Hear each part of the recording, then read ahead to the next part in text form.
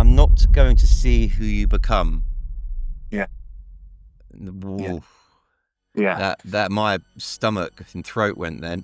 I think that was the deepest sentence in the film. That must have been Tony saying that to Fergie. Was that one of the last things he said? That's powerful, man, isn't it? I've been watching Don't Ever Stop. I deliberately didn't watch it until right before the interview, but I've just watched it and wow, it was an amazing watch and really quite emotional as well. How long did it take you to make? The first interviews were actually with the Tidy Boys, funny enough. And that was like second lockdown, so 2021. It took about 3 years to make it. I always knew this story existed, and just the chance to tell it was like amazing as well. And in my mind, I was thinking, what's got more than like this story? It's got love, loss. It's got someone with HIV in that sort of crisis era. It's got an underground dance scene. It's got like a culture of like heavy drug use and people going off the rails like mad. It's just a crazy story. Yet you've got this guy in the middle, Tony, who's this really like lovely, beautiful man who people 25 years after he's died are still saying he was the best man ever. He was the nicest chap, and he's inspired not just a genre, but loads of other artists to carry on his style. Where the hell did you find all that footage? Because it's rare. 25-year-old footage, 30-year-old footage. How did you do it?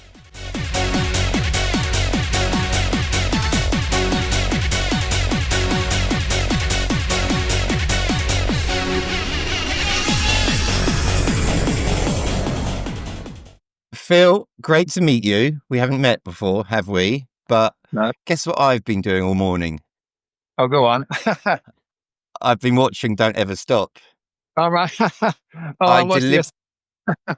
I deliberately didn't watch it until right before the interview because I'm a bit funny about. It's weird. I run a lot of nostalgia Facebook groups and Ibiza groups and stuff, and for some reason I don't watch a lot of like Ibiza films, documentaries and stuff, because I know it's not Ibiza, but or electronic music documentaries, because it makes me feel sad that it's not the way it used to be. Yeah.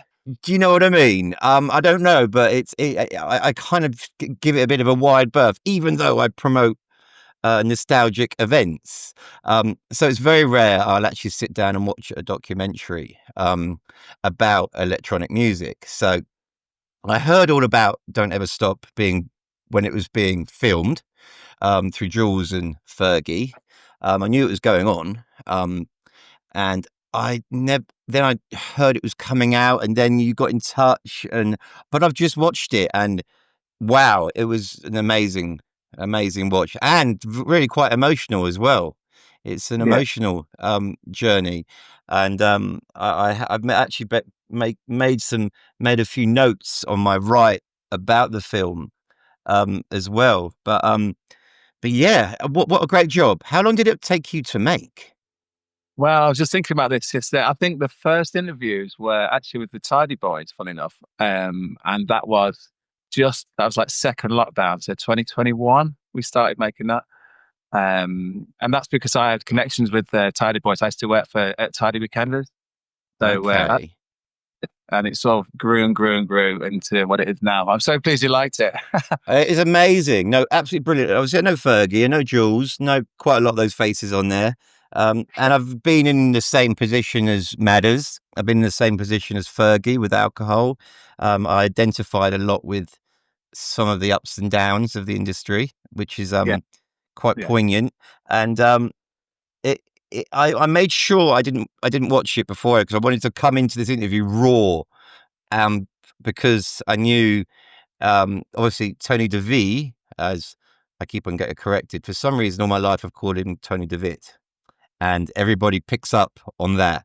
But so for the whole interview, it's got to be Tony De Vit, and he's been my favorite DJ from God.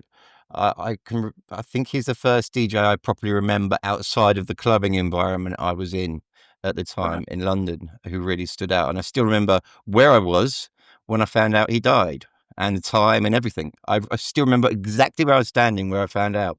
And bit of a JFK sort of moment, you know, and or September 11th sort of moment for our generation. But it was yeah, I was at university standing in front of the DJ booth, funnily enough, in our student bar when someone told me. So it was just really, really, really strange. But what made you make the film? Why did you? What made you come up with the idea? Why? Well, I've got a similar sort of like light bulb moment where it honestly it all started with me hearing the dawn for the first time. So I to go to Sundissential. I moved to Birmingham because the rave was so good there. I grew up in Leicester, so we used to go to Storm. I went to the first four Storms in a row because Fergie was playing every week, and I lived in Leicester. And so when I went to university, I wanted to go to Birmingham so I could go to Sundissential, go to Godskitchen every week. And so I think I might have even found the flyer yesterday. I think it's like October 2000. Fergie's playing. I'm in the Q Club. It's absolutely rammed. And Fergie plays The Dawn. I've never heard the Paul James or any remix of it. And just hearing that, I can still remember. I couldn't believe the Hoover drop on that. I just couldn't believe it. I was like, what is this? I just turned to my best mate, Ben, at the time. I was like, what the hell is this track? And he was like, don't you know? This is Tony De Vit, The Dawn. Like, don't you know this story? This is like he's got a mentor, this lad called Fergie, and that's in there. And it was weird because he's looking at the DJ and he looked about a week older than I did. It's the same age. I was like, how is he playing with this massive Yeah, crowd? And so it became this sort of mystical story where no one really knew everything. Like I was like 18 and you read Mixed Mag, but you didn't really know like that like side of the story at all. And it was only fast forward 20 years, speaking to Fergie on the phone for the first time, I'm like, oh my word, I know the actual full story now. And it was much more complex and interesting than I ever thought. So yeah, that was it. because That I got me. wasn't aware of most of that film. You know, most of the film. I knew the connection. I didn't know um, how close they were all. The closeness. I had no idea. I knew about the Fergie and the throwing the tapes out the window. I've heard that story before. Um, and it was yeah, thoroughly, guys. If you people who are listening and watching this, you have to, if you are a Tony DeVit or Hard House fan as such. I mean, he was part of the creation of that sound in a big way. And I know you've just come back from the God's Kitchen event at Amnesia. What did you think of that? Because old Fergie, we got him over for it. That was unbelievable. And actually, since like this, so, I must have spoken to online on TikTok and Instagram about 100 people who were all there. And we all said the same thing. It was absolutely unbelievable night. Um, he just ripped the roof off. It was, I've seen Fergie play since we've met 2 or 3 years ago. I've seen him play a few times. But that was just something completely different. It was just an unbelievable night. The whole night was amazing. All the DJs were just, yeah, it's just track after track. But it wasn't sort of like cheesy, just like, oh, stick a classic trance CD out. It No, wasn't it that. wasn't, was it? No. Just, so we were desperately trying to make a Spotify playlist of all the tracks we heard because, in fact, only last night I found out what the first track he played was. But the room was like everyone was so excited and happy, and I just couldn't stop dancing. I It was couldn't a believe it. belter Remain Room, and uh, it was a lot tougher, a lot harder than I Yeah, thought it would go. And you're right, it wasn't airy fairy. It didn't go into the dreamy trance that um, a lot of the classic trance is known for. It was yeah, really banging in there, you know. And we brought in all the lasers, the CO2 cannons were horizontal to the crowd, and it was just we've had such amazing feedback from that. And then he dropped the Dawn. yeah. Oh my god, yeah, Yeah, crazy. what did you think of that? Well, I needed for it. I used to DJ a little bit, so as soon as I heard the first like bar mixed in, I knew it was happening. So I do what I always do: try and get to the middle of the dance floor and just absorb the atmosphere. When you can just sort of sense that people realize what track it is, and just unbelievable. And he did the shout out to Tony on the drop on the breakdown, Yeah, and it's just unbelievable because you sort of think back to sort of 25 years ago, and he did the same track then, and it's just to hear it in that place, the sound system there, I just couldn't. It was yeah. just the sound, Time. The tune is timeless, and I think the sound system. I think they beefed it up a bit this year. Because a lot more of the room. I was walking through the room. I've said this on another podcast, and I was walking through that. You know, they got that a bottleneck between the main room and the terrace, which has always been there. It's always a problem, and I was stuck there. And I think it might have been on the Kevin and Perry night or the God's Kitchen night. And someone dropped a tune and the bass, it just went right through me, and I was like, "Oof, that weren't there last year," you Oh know. no. But I think there's some more stacks on the side that they brought in, some more bass stacks Yeah, but from the actually, DJ. after Fergie finished, I was like, right, I need to go and get a drink and cool down. And Yeah, then after they started, and it was like a yeah, really long build up, and the bass line on that, it was honestly, me and James, my mate, were dancing together.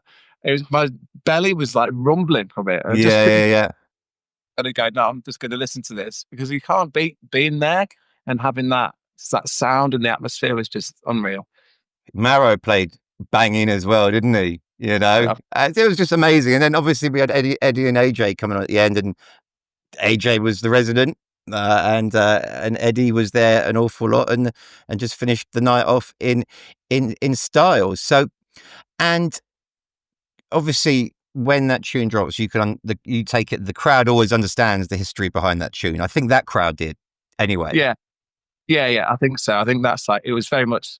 I'm not saying everyone was my age, like 40 plus, but everyone sort of appreciated it, and I think even there's a lot of musical knowledge there, because even tracks which I wasn't sure about, people could hear it and they would go mad. And the lady next to me just shouted, "Let's fucking go!" on just one track, and I was like, "What is this?" And then I realized, oh yeah, yeah, of course, yeah. But the crowd Yeah, was yeah, really yeah. out, but The also, very knowledgeable crowd. yeah, it, but I spent a few nights in the booth and a friendly crowd, it's absolute ram trying to like weave your way through the dance floor. And everyone was just in such high spirits and good mood and just totally cool about it. And it was just a really nice vibe throughout the whole night. I think it was like, we just Yeah, had no, that. it was absolutely, it was we were thrilled how well it went, because you can never know that.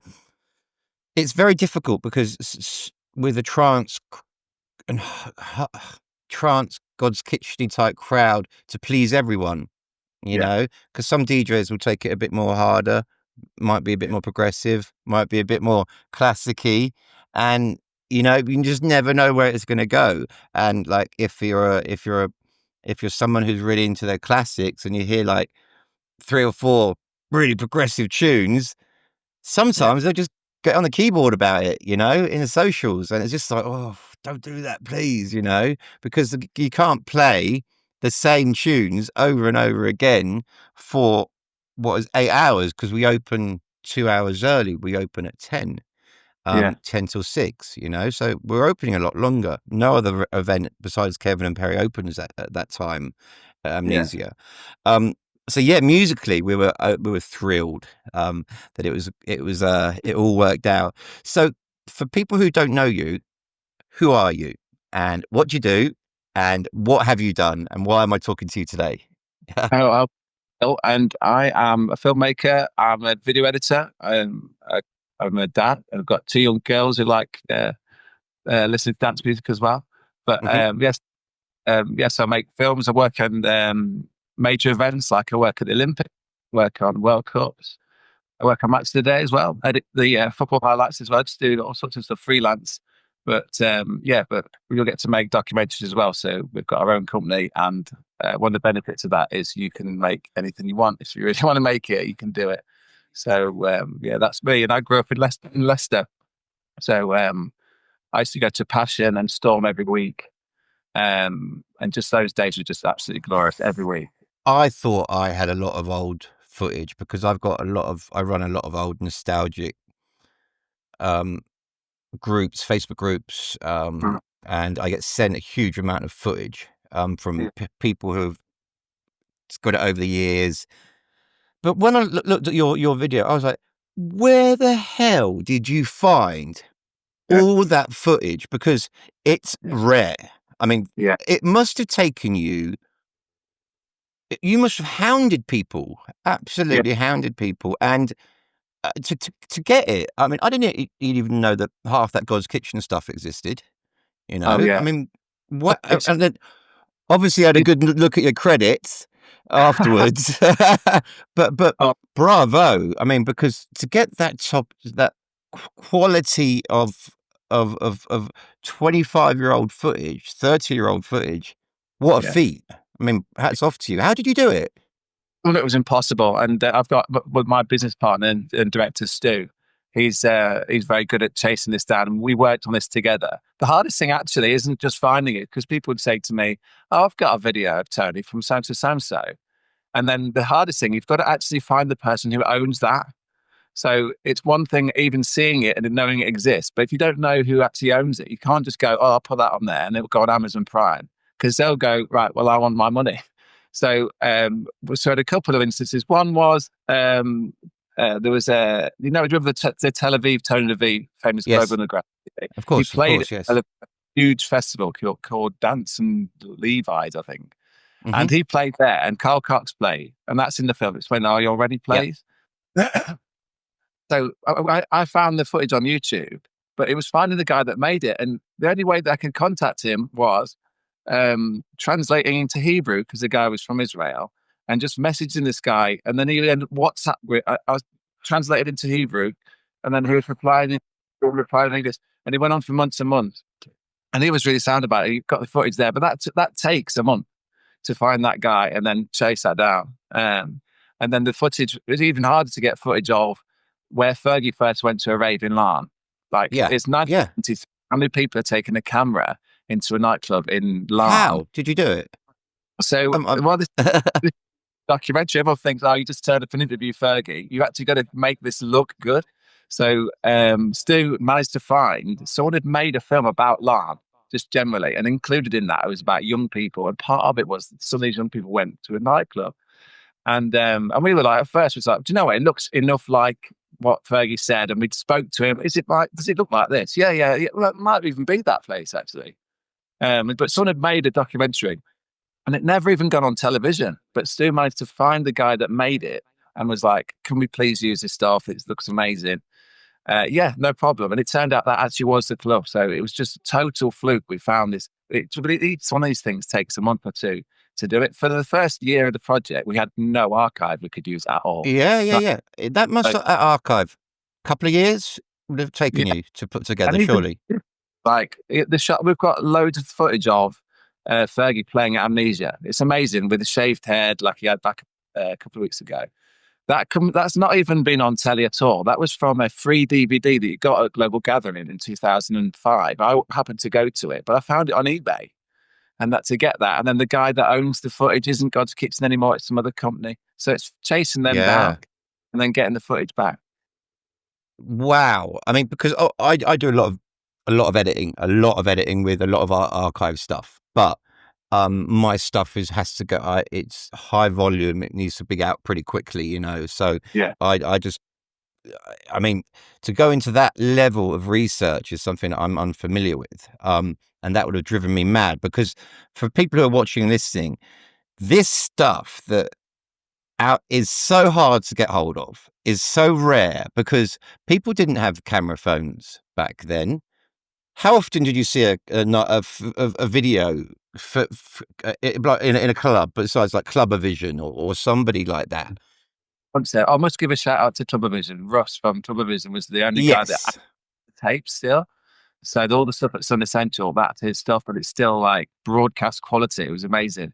So he helped us out. But yeah, you're right. I probably saw it once ever. I saw Clubbervision at Passion. So yeah, that's the thing. To get anything like that is, oh yeah, no, it's super rare. And then also to find out who owns it, that's the other hard bit as well.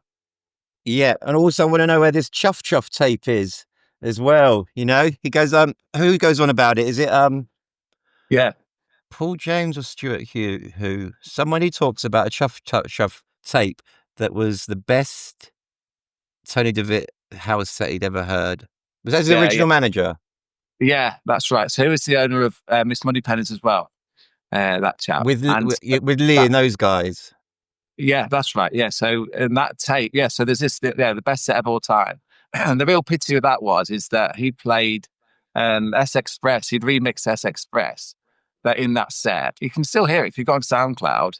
I'm sure Okay. it's like 93, Chuff Chuff Tony De Vit. Someone's uploaded this set, and this chat, yeah, this guy says it's the best set he's ever heard, and he plays S Express, which is okay in itself, except Mark Moore was there.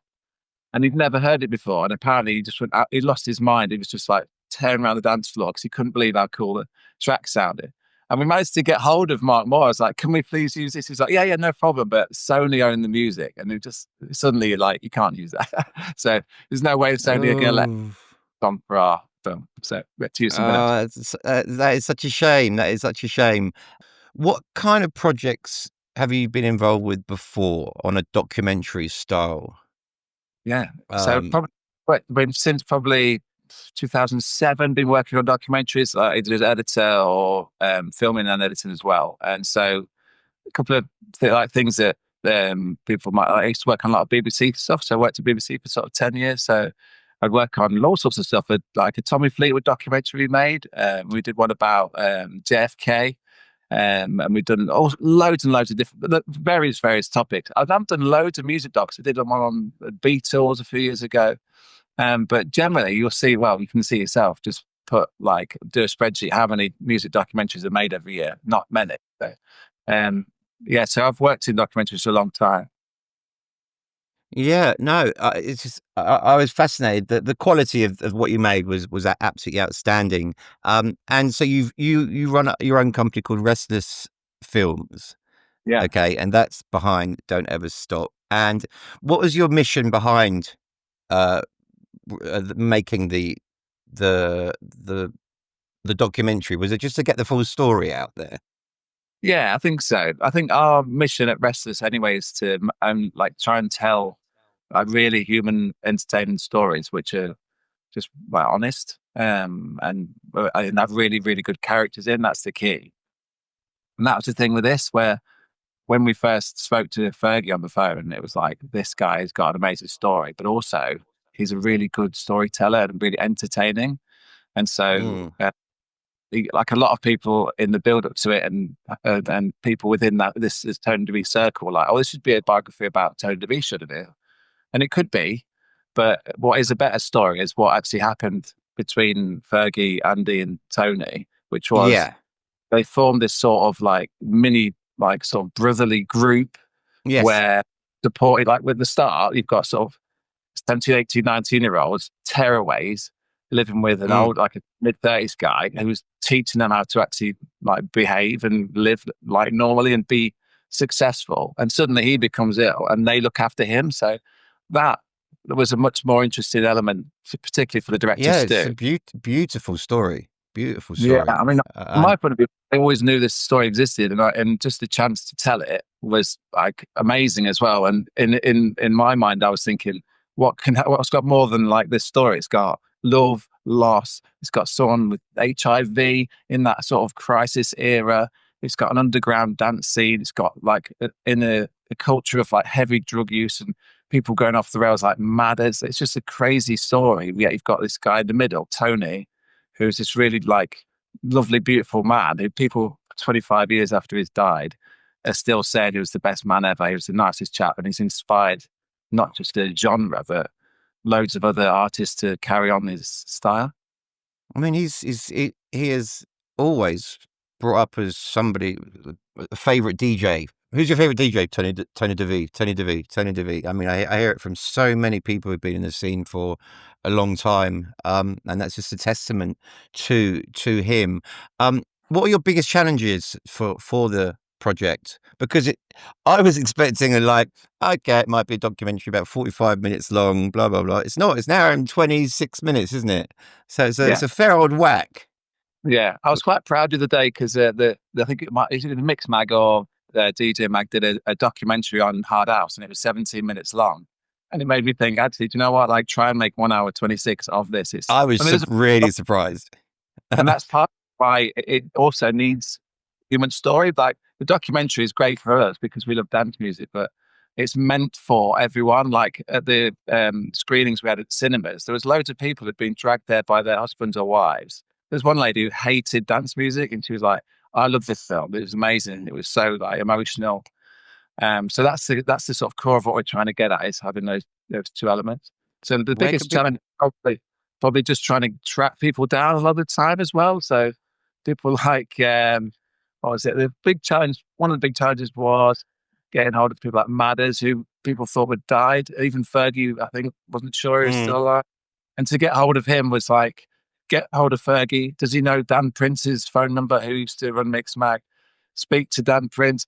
Oh, I think he might. I might have an old phone number in the wallet somewhere.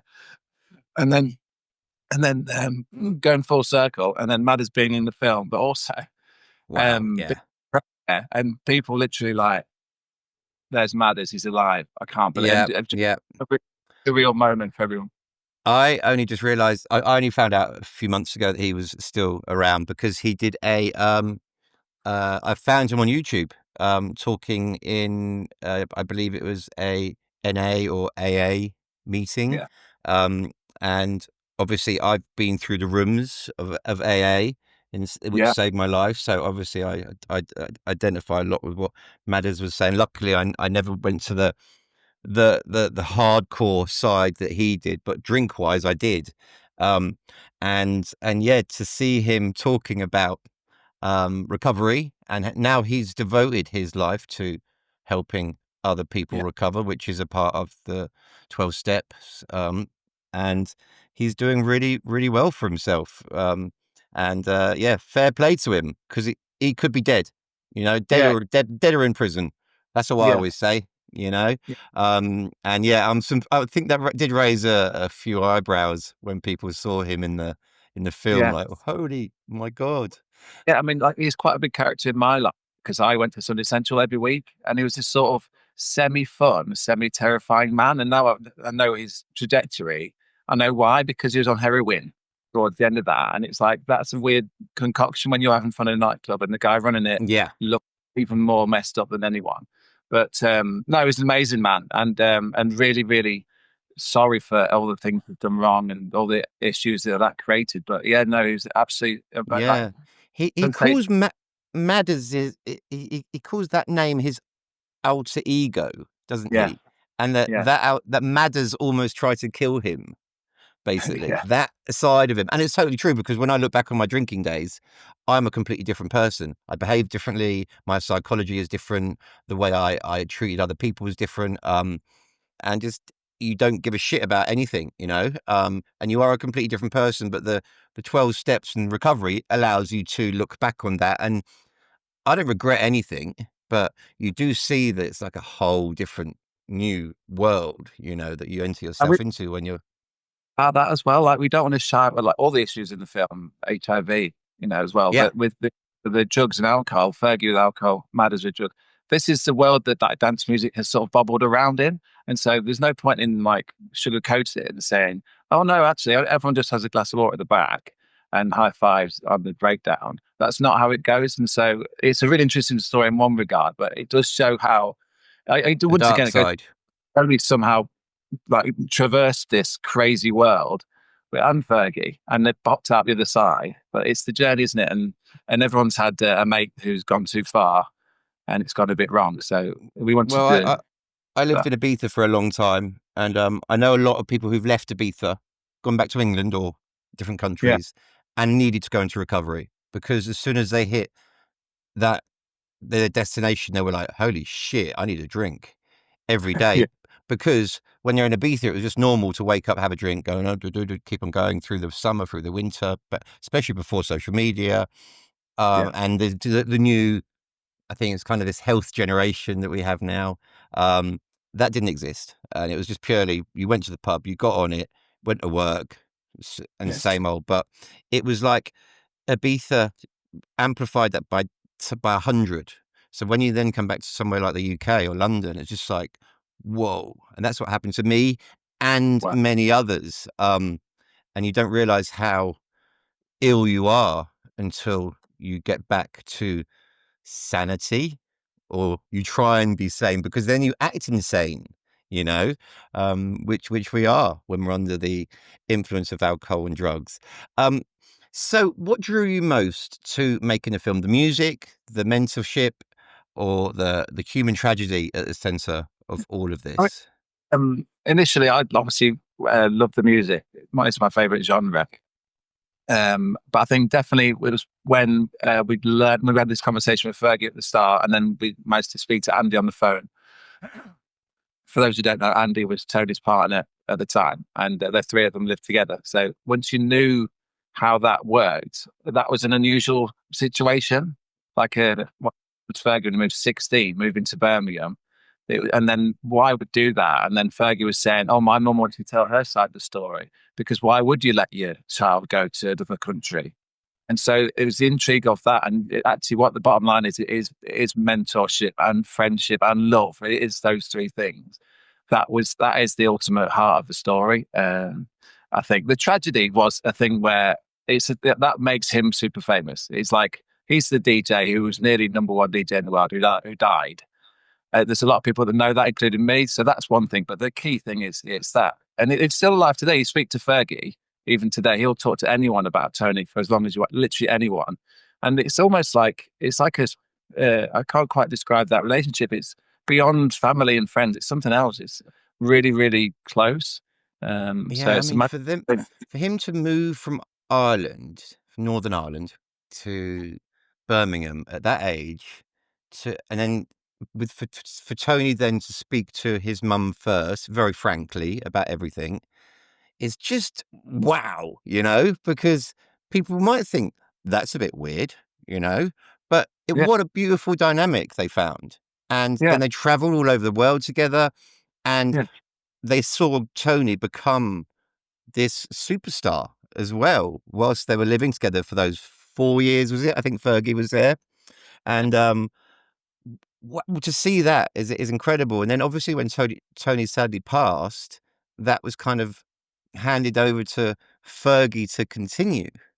yeah, And yeah, so there was a lot of pressure there as well because he was yeah, still only young. yeah. No, yeah, it's crazy. But I think that's part of the confidence that, and because I think he was always a DJ. He was DJed at 14. It Yeah. was more confidence in being potentially a performer or taking it to another level. But yeah, that's what Fergie talks about in the film. He's literally just gone to his mentor's funeral and they're like, "Oh, we could have played God's Kitchen." Yeah. And everyone's expecting Tony De Vit to be there. And if they're not, there's 3,000 people that want to hear his music. Yeah, that's the pressures. That's absolutely, it's crazy. It's absolutely crazy. And how did Fergie first take it because you didn't know him before, did you? No, I was just a massive fan boy, to be honest. I was literally like, when we first spoke on the phone, we just got clicked really straight away. He was such a nice bloke. But to be totally honest, He's very personable, isn't he? I couldn't believe he sort of to do it. Suddenly we were like, "Oh," agreed to. We literally picked him up from the airport in Birmingham, and we had a whole day shoot planned where he'd meet Andy and they'd go to the Custard Factory, which is where they used to hang out and watch Tony make music. But even like an hour into that day, I was still like, I'm sitting next to Fergie. This is like so funny. It was someone that just used to pay to watch him DJ every week. I was like sitting next to him and he was talking, we're just having a conversation like friends. And yeah, and it's gone on from there. So we talk all the time on the phone now and when it message a lot. So No, he's great. He's great. He's obviously doing well in Vegas. He's been over yeah, for years now, well over 10 years. Saw that bubble and went for it. I spoke to Fergie very briefly at God's Kitchen on a couple of weeks ago now in Ibiza. I mean, we were so busy that night, I barely spoke to anyone. That I mean, at one point I was going to help Fergie with his social media when he was doing some more stuff, and I just said to him at Amnesia, I said, "Listen, you never needed me, because what he's done with his social media, he's so natural on it. He doesn't need an idiot like me to show him how to run his socials. He does it far better than me, but he's a natural. He's just got charisma, yeah, and he's great on camera. And yeah, I had to say that to him at Amnesia because a lot of creators struggle to get themselves across on social media. And he's just a funny fucker, and he's just very, very good. And the way he's built his socials up over the last couple of years by himself and with the support of his partner as well, I think, who helps. Yeah, a lot better job than I could have ever done. So fair play. And was there anything about Fergie that when you met him that surprised you at all? yeah. Oh, loads of things. Yeah, I don't know. I suppose I've not really. I'd not really been. I was having kids and stuff like that, like sort of 7, 8, 9 years ago. So I really thought about Fergie a lot. But excuse me. I guess it was like how close he was to his mum was the first thing. We went over to our, and within minutes, you're like, your best friend is your mum, and she's also hilarious. They're so similar. And his mum's in like mid 70s, and she comes across like a sort of mid 20-year-old, and I've seen her at raves and she's dancing. So that was the main thing. I'm like, that was really like and added to the story as well. And so there's a scene where Fergie and his mum are talking about the old days, and she's got all the letters from Tony. So she's saying, "Look, this is why I let you go to England, because Tony stayed at their house with Andy, and they'd had a nice time, and they'd all got on together." But her language, she just talks like Fergie. She's like, "Fucking hell," like that, and just it's so funny. They're like a mirror of one another. So that was really sweet, actually. I think you don't really know. You look at a state of DJ all night playing, we don't really know them at all, but actually he's a very big family man, and yeah, and just a really, really like lovely bloke, especially to his mum. It's so sweet. Do you know what? It just that was one part of the movie, the documentary, that really jumped out at me. The letters. Yeah, He'd taken the time to write letters to his mum. So obviously he'd sent those from Birmingham. yeah. Sort of from the studio that he wrote So, all the music. so he hadn't bothered just picking up the phone and saying, "Oh, thank you for that." But he'd actually taken the time to sit down and write letters to Yes. his mum, thanking them for the stay. That really stood out, Yeah. because I mean, he's obviously taken the time and the effort and to do that, whereas he could have done that in a 10-second phone call. Yeah, exactly. Yeah. That Wants to keep. really stood out for me.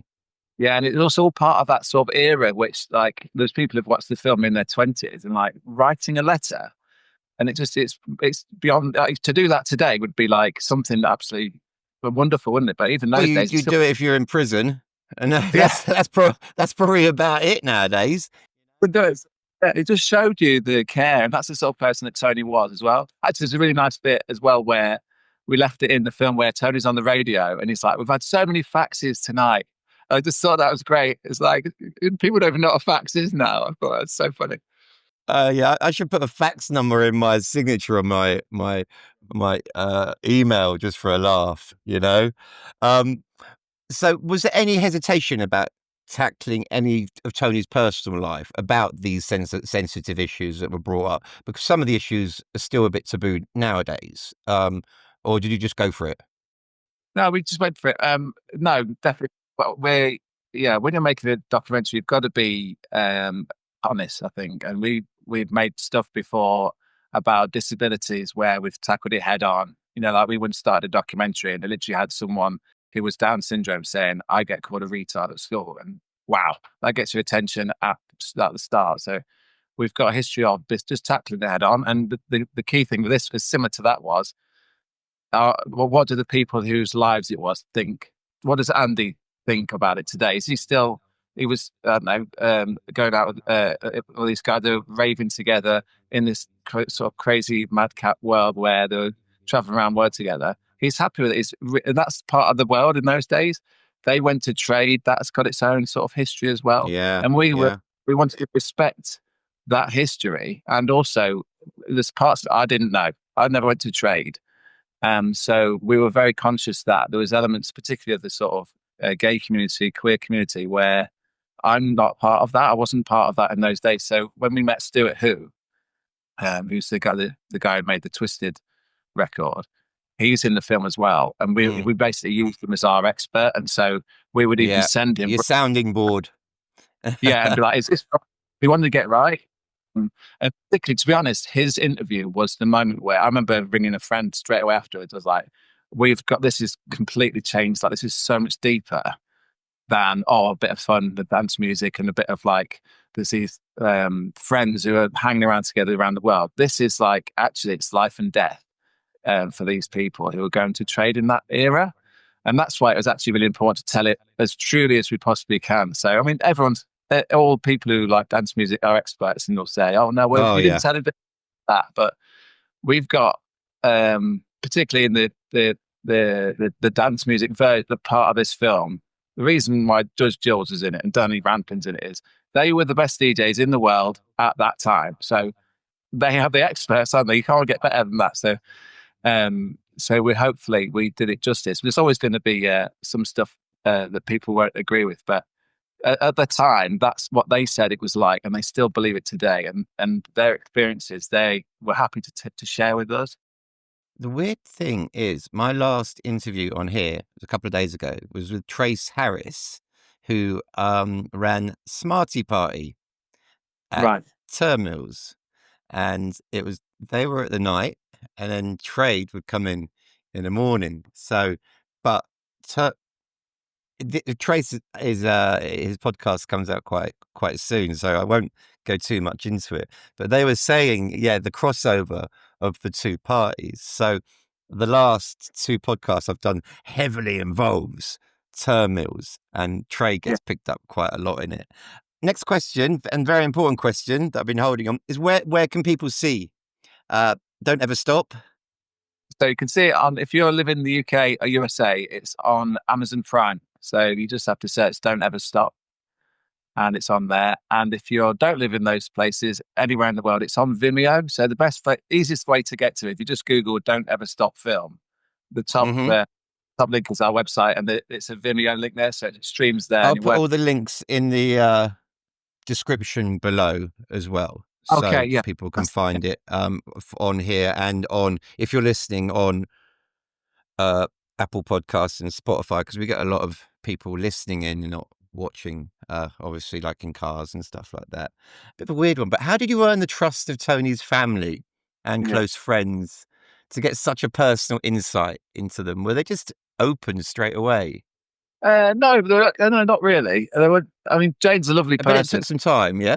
Yeah, it took some time. Yeah, so there's phone calls to start with. But I think the sort of order went, because we'd interviewed Tidy Boys first, because I knew them for years. So I was like, get the interview down and see their take on the story.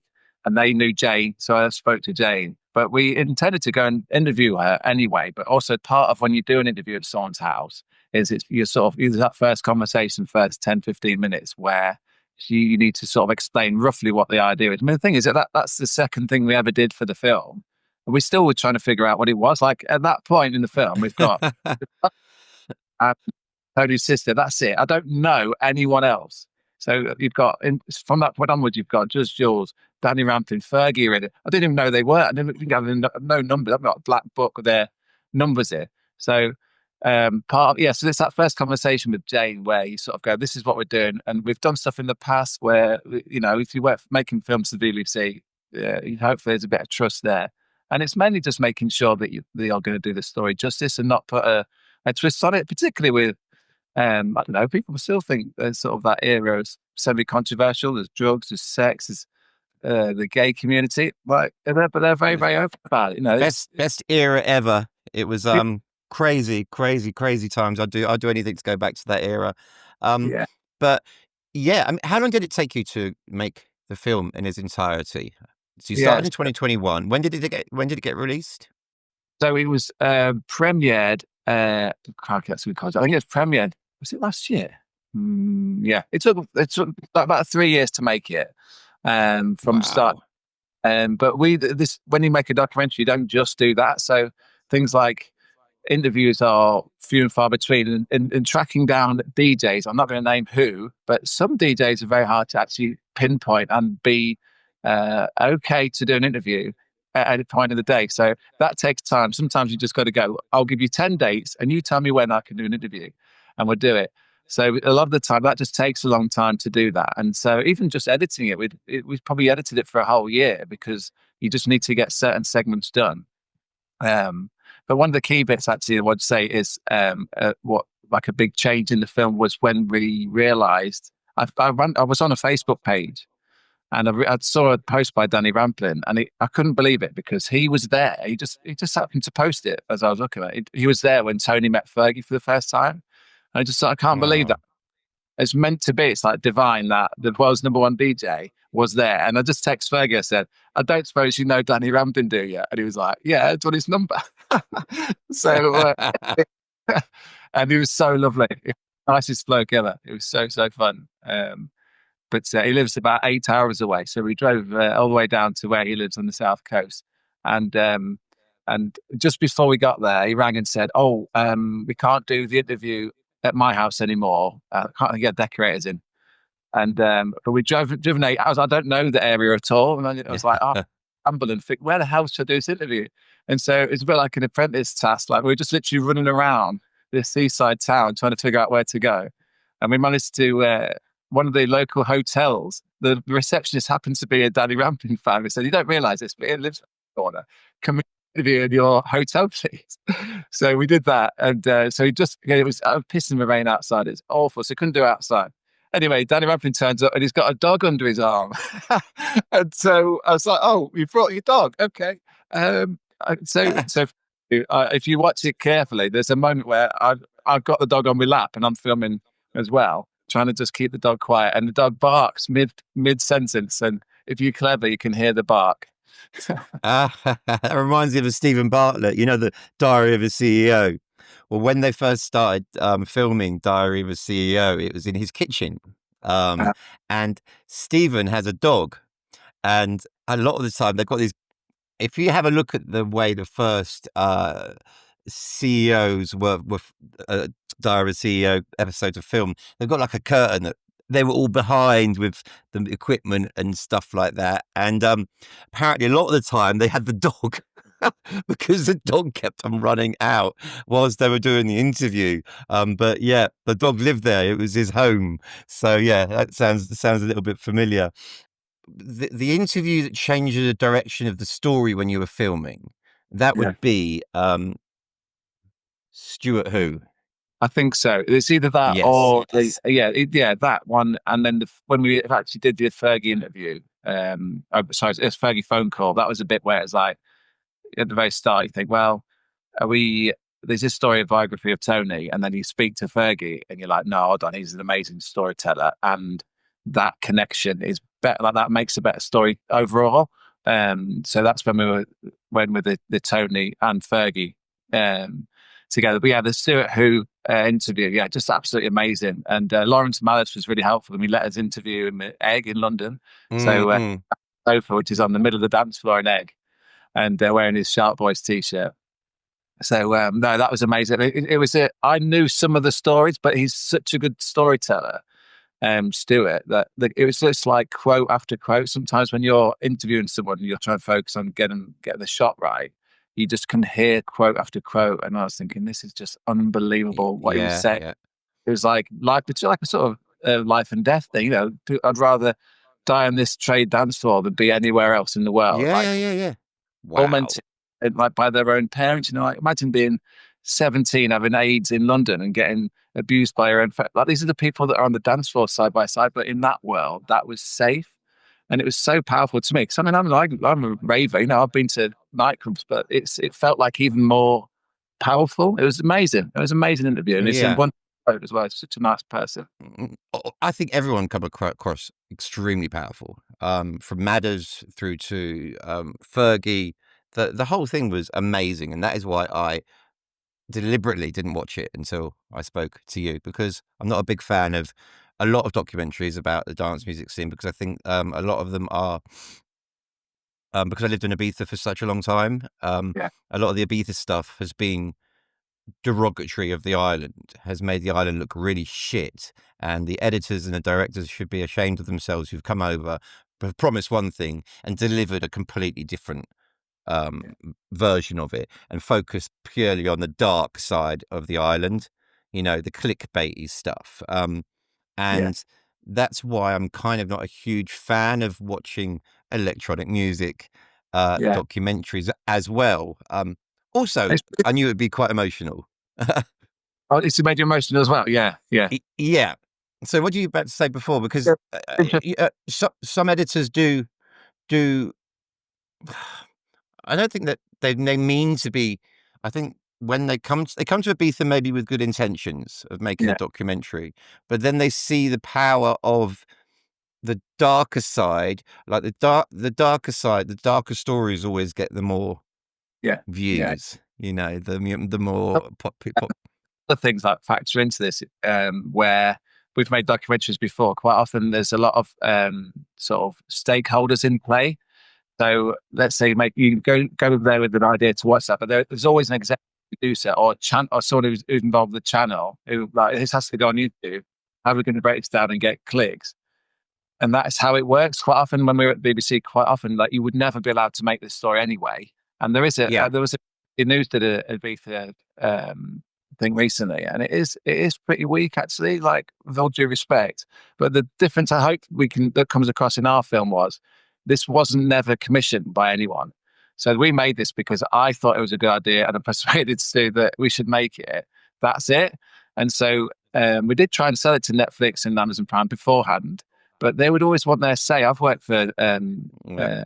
films that have gone on Netflix before, and they want their own say, and that's fair enough because it's going on their platform. But we wanted to have total control over the story, and hopefully that comes across where it is more authentic, and we're not going, oh, It actually, does. like I can imagine if we'd made it for some, let's say Channel 4, they'd be like, lean into the gay thing more. We don't need Fergie. Let's make it more about that, and that's Lean into potentially the not. drugs more. Lean into this more. Lean into the Yeah, yeah, those elements. Yeah, I totally get that, and I think that's exactly what's happened with many of the documentaries, not just Ibiza, but with other places as well that I've seen them just been really fucking let down. Like, what the hell? It's yeah. not like that at all. The one And I think the joy which we were we're so keen to get across. The whole point of going clubbing, seeing Tony, is what is the feeling of being there. It's amazing. Everyone says it's amazing, and it is. I've been like I was there at God's Kitchen 2 weeks ago. This is the best feeling ever. And so we were all about that, but that is not what's popular when you're trying to make clickbait, is it? no, it's not. It's not. And I'm very glad that we managed to recreate something like the old days, as they say, in Amnesia. We try and do that every year. We luckily are. We've been doing it for a good few years with Kevin and Perry, and I think that allowed us to bring a lot of that older school with them for the God's Kitchen event as well. And the crowd is awesome. It is like you have gone back in time in Amnesia. It really is. And it, no, it's the comments when we read the comments at the end. It's just like it makes it all worthwhile because you never really enjoy the night. It's just too stressful. What sort of sequence did you make it in then? I mean, it must have been creatively all over the place. Yeah, definitely. And and so all the time, like the process evolves. And so Stu, the director, is always thinking about actually what are the chapter points and sequences, and like particularly the opening sequence, you've got to get that right. And we'd have this vision of Fergie walking down the beach at Larne because you want to sort of center it in his hometown. And that's quite a funny story because Fergie insisted on taking us to his favourite chippy in Larne in his hometown when we were filming it. And he took so long ordering the food, and he ordered a massive portion of, like, it was like just cheesy chips or something. And he was saying, "No, you can't get this in Vegas." And it took so long. The sun was going down, and the whole point is not of him walking along the beach at sunset at the start of the film. It's literally him looking thoughtful whilst all this madness goes on. And we almost missed it. So Stu insisted we mention this because he was like, I had one shot at getting this tracking shot of him walking down the beach. And so that was filmed sort of fairly like in the middle of the process. So we'd had the one bit there, but then you've got to work out what's the ending. And then certain elements like the ending in Las Vegas, there was total fluke as well. We wanted this scene ideally. I'd love to have gone to Vegas myself, but we've got our own work to do on freelancing here and there. We want this thing to happen. And total fluke, there's a guy we have worked with in the past, and he happened. I saw on LinkedIn he was in Vegas, and so I messaged him and said, "Oh, you couldn't possibly go and film Fergie, could you?" And he was like, "Yeah, cool." So Fergie took him around in his car for that day, just driving around. So that created the end sequence, which I just didn't liked exist. that bit. Yeah, Yeah, because a lot of people didn't know that about Fergie when he moved to America. Because yeah, I remember when he started popping back doing tours in Europe, everyone was like, "Oh, where's he been?" Because yeah, obviously a lot of us have got older. A lot of us are not in the clubbing scene anymore. A lot of us have families, yeah. and I think people who aren't as involved in the scene might have thought, "Oh, Fergie isn't DJing anymore," because he was solely in America, wasn't he? The Yeah. Hakkasan and places like that. And obviously doing very well for himself, but in a completely different market. And I did notice that when he started on his socials again, because I think they got hacked, and then there were um, uh, uh, Meta managed to fix them, and then all of a sudden he popped up again on Facebook, and yeah, and since then he's obviously been playing a lot more in Europe and doing his vinyl sets and all sorts of stuff, and obviously doing God's Kitchen with us, which was great. But yeah, no, I'm really glad you fitted that bit in about Las Vegas, because I bet a few people were like, really, he did that, Yeah, it's because it's a really brave decision, but he's got a wonderful. I think he's so happy over there. yeah, And I've met yeah. my wife Ellie at God's Kitchen actually for the first time, and yeah, they've just got a good thing there. I think it's just his happy place. He's always coming back to see his mum though. Oh, I bet he is. I bet he's under orders. So, regarding the music, was there any problems with the music and the getting club like the clearing the rights for all of that? Yeah, yes, that's very I bet there's difficult. a lot of who dealt with all of that. Just you two. Yeah, so yeah, exactly. So I come from a sort of I'd love to have been a DJ background. So I know the names of the tracks, and I spent a long time researching, reading loads of articles of what Tony would play, his own word, like people interviewed him. I went to Mixmag HQ, read these articles. So I had a list of 60 tracks that I knew that he'd play, or they were his own songs back in the day. So that was my sort of playlist to try and put on the film, because what I wanted was a genuine soundtrack. It either needed to sound like It has to music be. that either has to be music that either Tony had played or made himself, or and Fergie's section the same. Either music you'd heard. Because if I was watching it and it was like just production music, it's just rubbish. It's not the thing at all.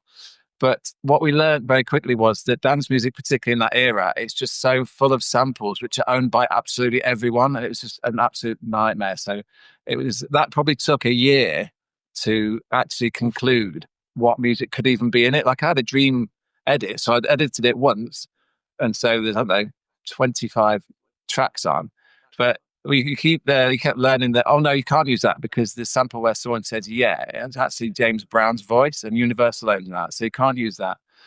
But we figured out, Mm. we figured out yeah, because of my connection to Tidy, they was unbelievably helpful with the Dawn and the Tidy tracks elements of it. So that was handy. And then I think you're friends with Vicky Devine, aren't you? True Love. Yeah, of So course I am. Yeah. she was doing all the clearances, and she was the one who kept saying, "I'm so sorry. It turns out that blah blah, and we couldn't use this." But there was some amazing elements to it. So, for example, at the start, my track list of 60 tracks, I just fired off emails to everyone I could think who might own these music. And Dickie Records owned "Age of Love," which is obviously like a unbelievably massive track from the 90s. Well, huge, huge. And I couldn't believe it, but we got an email back from the record label saying, "What's this you're saying? You're saying there's a Tony De Vit remix of the Dawn of Age of Love, sorry." And I was like, "Yeah, we're just hoping to use it in the film, please. We don't know this exists. This is a bootleg. What, like, can you send us a link to this on YouTube? This shouldn't exist." I was like, "Oh my god, I've ruined it." So I was like, "What do I do?" And she seemed really quite positive about the project. And she's like, "No, do you know what? Well, the guys who wrote Age of Love quite like this. Like, no, actually, yeah, I think they'd be quite keen. Have we got a copy of this?" And I was like, "There's two versions of it on YouTube, because the actual original, Fergie was there when they made this remix in Birmingham, the Custard Factory. They literally pressed, I don't know, 500 of these, and they handed them out. That's all that Yeah. exists in, but it's just a bootleg on an acetate in the 500 people have got. But they put it on YouTube anyway. So I said to this link off to Dickie Records, and they absolutely loved it. So not only did they say yes, we can use Wow. they actually remastered Tony's version of it. So now that exists on Spotify. So it's a song that was not available to the masses ever until this film came out. So I was very proud of it. Obviously, this was all self-funded Yeah, that's the other as thing. well. So this is not I bet it cost a few quid. yeah, no, exactly. So part of it, yeah. So you've got to part of doing this process is you've got to trust that you like it's worth doing it along the way as well. Like and you've got to do it properly. You can't just, if we put it on YouTube and had none of the rights sorted and just ignored Vicky and gone, no, You'd be screwed. it's going to be on YouTube for about 5 minutes and it's taken down. Oh So you have yeah, to do, yeah. You'll have a yeah, strike against you straight away. yeah. So that's all we had to put all the money ourselves, and it's an investment into a project we wanted to work on. That's the bottom line. So we didn't have any investors. It was just like, And you've just got to believe in a project that much that it will make your money back. yeah, You know, that's yeah. I've got a couple of projects that I'm working on at the moment that I'm investing into, believing and knowing that I'm going to be getting my money back. But it's always a scary feeling, isn't it? yeah. I You mean, it's know, beyond that. like These big projects. I mean, it won an RTS television award on its own. So that has its well own done. value. To do that is just mind blowing. So the value is way beyond like reclaiming your So money back. that award will allow you access to do more stuff and open more doors Maybe, in a but way it's more like an acknowledgement of the of how good story it being. is. It was a good, amazing thing. It beat Channel 4 and BBC to overall television. It's just there. My shoulder. That's that one.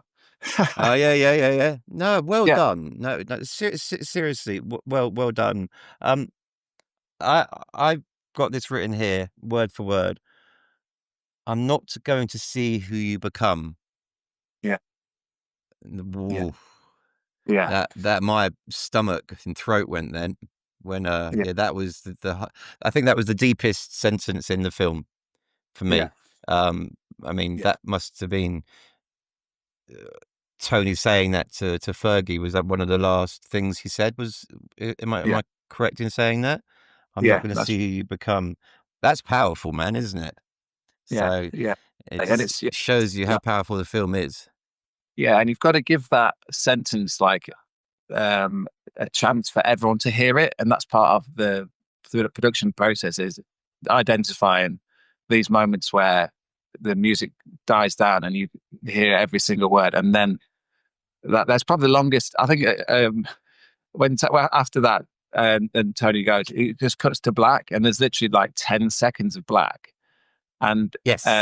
when I've seen that in a cinema, we were lucky enough to be shown at the BFI in London, and there's 400 people in there who moments earlier were literally dancing in the aisles. When that goes to black after he says, "I'll never see you become," and it cuts to black, it was absolute. The atmosphere was unbelievable. People, you could literally see shoulders going. People were leaving. It was unbelievable. The Yeah, emotion. I noticed that, but I'm an amateur editor myself. I've done a lot of editing for social media. I've actually own a editing company with external editors from Philippines that we work Oh, with, and so I'm very in the editing world. But I noticed that big pause because it was unusually long, yeah. wasn't it? Yeah, Oh, yeah. and I think you. That how long do you make that gap before, because you're basically given that you need the viewer to go sit back and go, come on, what have I just heard, because you sort of know that he's going to die, don't you? You know it's going to happen, Yeah, but and so that's the longest pause, because that's the hardest thing about this film is that it's a total roller coaster. Literally 2 minutes after that, that's his memorial, and you've got Madders going, right, we're raving, and everyone's suddenly raving, and actually people's faces in the club were happy. So it is literally trying to get that balance between the happy and the sad, and that's the whole story, isn't it? I guess. what is it like seeing the film premiered in a cinema? Yeah, just Has that ever happened to you before? Have you had other things premiered in yeah, a yeah, cinematic? yeah, not on the same scale. No. Because we wanted the premiere for this to be in Birmingham, where obviously Tony made his name, and we had like BBC News there live in the foyer doing interviews with people, and the pressure on that. I mean, even just to deliver a cinema file is you're an editor as well. It's actually a technical nightmare. It's a horrible thing to Uh, have to make yeah, 400 yeah. 4K crazy file format that is literally a physical box this big that you can take and plug into a projector in any cinema. So the pressure is on, and there's only so many times you can watch the film before you think, actually, I think it's okay. I think you can export now. But the pressure is just on, and that night was just absolutely unbelievable. And just the fact that so many people had come out, like Madders and Jane, and all the family were there. It was just, yeah, just unbelievable. But what I would say about the premiere was the reaction was unbelievable. You don't know if it's any good until you watch it with other people. And just like to hear people laughing at the jokes, to see the sort of sorrow amongst the crowd when it was sad. And then at the end, I couldn't believe it, but as the credits roll, there's literally a standing ovation. People were going mad and cheering. Really? And it was like, I was holding back the tears. Oh, you should have let them out. You've done a thoroughly amazing job. I'm still very jealous on the amount of B-roll, original footage you managed to find, because Yeah. I've always prided myself, because I've literally got so much old footage from God's Kitchen, and I've got a lot of these older Beatha groups, and I'm sent so much. And it just look, hard drives and hard drives Oh, of yeah. the stuff, and when I just saw what you had, I was just like, the amount of work that has gone into this film is phenomenal, because I know that I've never seen half that shit, So, yeah. I mean, it would probably someone who doesn't understand how rare that is probably wouldn't understand how difficult it is to find the content Yeah. that you've used. So, was there any particular what was the hardest point of the project? Hardest point of the project. Any particular single day or moment? And the single day was definitely the Fergie trying to, like, because the light was running out, but we had such a long day. We try and cram as much as we possibly can into that. So the Fergie day was, we'd flown the ferry to Ireland, and we had to film about 5 sequences because Fergie's only there for 2 days and he's busy and he's doing it for free. So we can't just say, oh, well, can you spend a week in Ireland together? So Yeah, probably virtually everything you see where Fergie's in Ireland, the film was done in 2 days. So they're really long filming days for him as well. So it was loads of stuff like, we need to film in he's got a mural in his hometown. Then we need to go and take him for a yeah, jog down. yeah. And that night we need to make sure by the sunset we need to go on the beach and we need to get him walking down the beach. And then we need to go and film with his mum the next day. So it's a really there's a lot of pressure on that because you can't recreate those very easily. Like the conditions have to be right. Fergie has to be there and his mum has to Absolutely. be. It might have been And the shot, it has to go right. The actual scene has to go correctly. My Yeah. car, I live in Croatia, is right-hand drive. Right. And they do a lot of filming in Croatia for Right. beautiful roads and coastlines, and it can imitate Italy and Malta and places like that. But in Malta, they use different side cars, so they always using my car for film shoots. And I've been on film shoots quite a lot, and they change the plates over and stuff like that. And Yeah.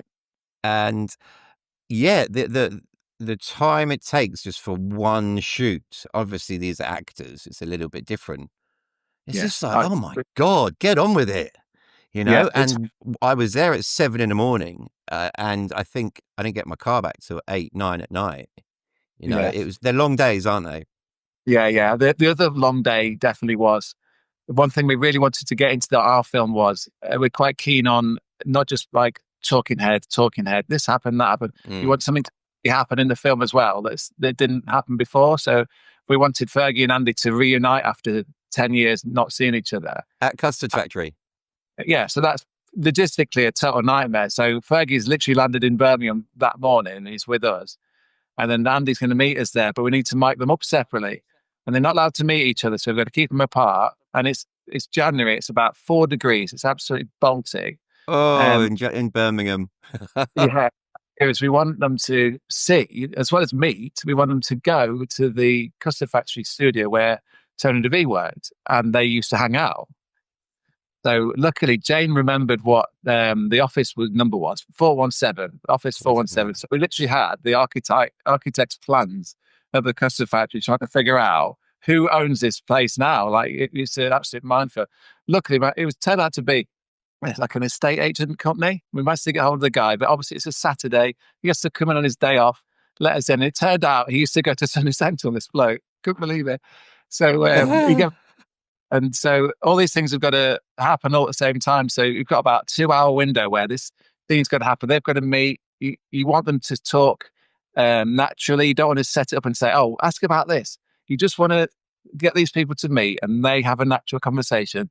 They hug, have a hilarious conversation, and then send them up to this room. And you can't beat the reaction of someone seeing something for the first time in years. They're like, "Whoa, it's totally different." Yeah, yeah.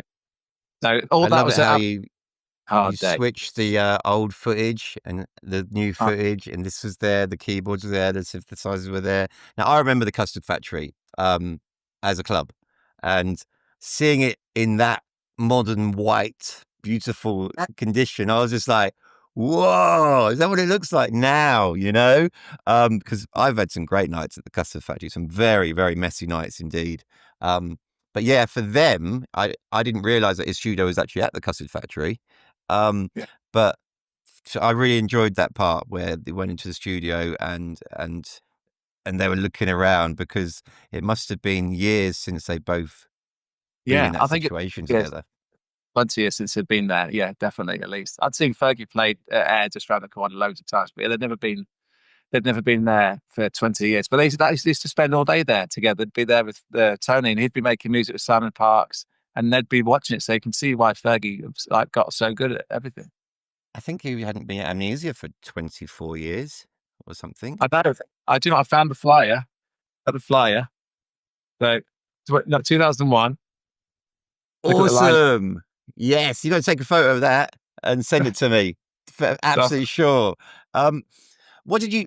Let's come. I've had you for a good hour now. What did you guys personally take away from the whole process, and Tony's story and Fergie's story and Andy's story? What was it? What do you take away from it all as a whole? I think it was like we're both Stu the director, and they always talk about how like the helpfulness and the mentoring slash helping one another where you don't necessarily need to, like you said, Tony writing a letter to Fergie, why would he want to help out? And no more reason than he was just a nice bloke. And what actually it meant was that Fergie's got this amazing life. He has got an amazing life from Lan, and then now he lives in Vegas, all that stuff. So it was seeing, and then same with Andy as well. Tearaway, expelled from school, and now he's actually a DJ, and he's got his own life, which is still inspired by dance music. It's that thing where actually, if you help someone, it means much, much more than you think, and that love and connection that they share is still like going today. So, and it all stems from that first bit where Tony invites them in, and then suddenly the magic happens. And the phone bill. Oh yeah, the fine bill. Yeah, I know. Yeah, the new generation will understand that. But Yeah. yeah, Oh, I identified with that. We did some parties in the UK when we were in when we lived in Ibiza. We come back to the UK and did a couple of parties, and all of the promo was done on the phone because we didn't have Facebook and stuff like that. And my mum went fucking mental when she saw the phone bill. It was like a few £100. It was just invited all my pals down, and that's how it was done then. So yeah, I really identified with that. But for Tony to take him under the wing and for so much, it is a wonderful story. What have you got next for Restless Films? yeah. So we're working on a new documentary at the moment. It's about there's a British cyclist. So that's very different to this one, but it's the same core thing, which is it's an extraordinary story, an amazing Mm. character who are going to sort of hopefully there's like a scene where um, anyone, any a wider view audience can still appreciate it. I think the key thing with Don't Ever Stop is that it's obviously if you like dance music, you're probably going to like it, but it's got enough themes where anyone could watch it, and it's the same with the cycling one now, where it's slightly different themes. But that's what we're editing now. So we're about halfway through editing that, and that should come out probably in May, June next year. Another big job. Yeah, another big topic, another 90-minute film. But Oof, oof. yeah, I've we'll see. I've stupidly got here. I don't know why I even wrote this. This podcast is one more tune. What tune from Tony De Vit's legacy would you close this down with? Would it be The Dawn, or what is your no, Well, it's not a no? closer. I've got it on vinyl. I've got to see that. I've got it. I've got the original pressing of Are You Ready? Oh So, God, I had that tune. I had that tune definitely. on vinyl as well. I don't know whether Yeah, you've seen any of my previous podcasts, but I had my record stolen, and I had and that was one of them. That was one of them that got stolen. I had a copy of that. What a track, Phil! What a yeah, track! believable. And I've heard it played at the end so many times, but there's a lot more to it. Like I researched it, and it came out literally 29 years ago this month. So, and I've spoke to Fergie about it, and him and Andy were in the studio when they made this. So the process was Tony would run in with the kit, with the kit, and Simon would be there, and he'd be like, "So this one is a rework of Doc Scott, isn't it? Surgery." So they've Hmm. literally got keyboards that can replay this and then remix it. And Fergie and Andy were literally in the room. So I love to be there. Can you imagine being there when Tony made this song, and then literally running out the door, going to the factory making some test pressings, and then that was just so the joy of that era. Tony would literally make a brand new song, and then you'd play it on the Friday, and no one had ever heard it before. So there's Yeah, 29, literally no one had ever heard "Are You Ready," and it just would have ripped the roof. what People a had said, track! "Is Jane said that it was the one song that." Tony once said to her, "Watch this," and just turn, and then the crowd went absolutely. I mean, the breakdown to that is still. I mean, you drop that now at any party, and it will just go crazy. And you've got like the youngsters still flying the flag now for us, like the Ben Hensleys and the Hannah Langs and all those guys. And I was Yeah, speaking with Adele and Daya a couple of weeks ago, and that sound is coming back. Really, it's still it's coming back round fast, you know.